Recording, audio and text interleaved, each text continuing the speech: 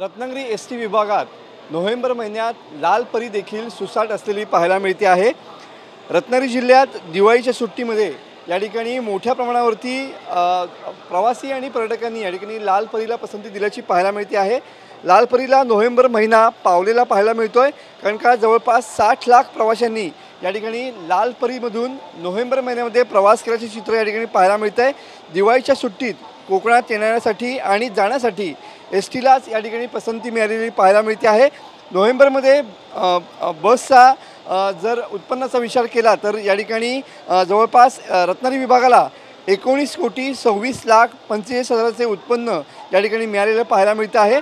तर जवळपास नोव्हेंबरमध्ये एस टी बसने 63,40,000 किलोमीटरचा या ठिकाणी प्रवास केलेला पाहायला मिळतोय।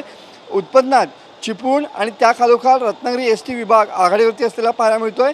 चिपळूण एस टी विभागाला 3,77,00,000चे उत्पन्न मिळालं आहे, तर रत्नागिरी विभागाला 3,49,00,000चं या ठिकाणी उत्पन्न मिळालेलं पाहायला मिळतं आहे।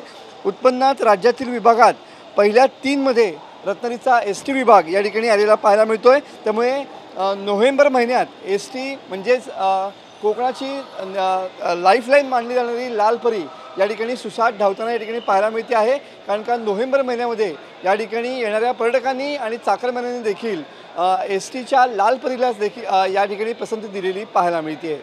कॅमेरामन समीत गजनेसह मी मनोज डेले, TV9 मराठी, रत्नागिरी।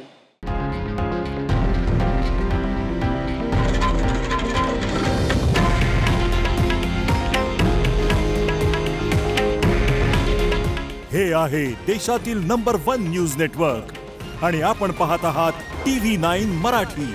काळजी तुमची, हित महाराष्ट्राचं।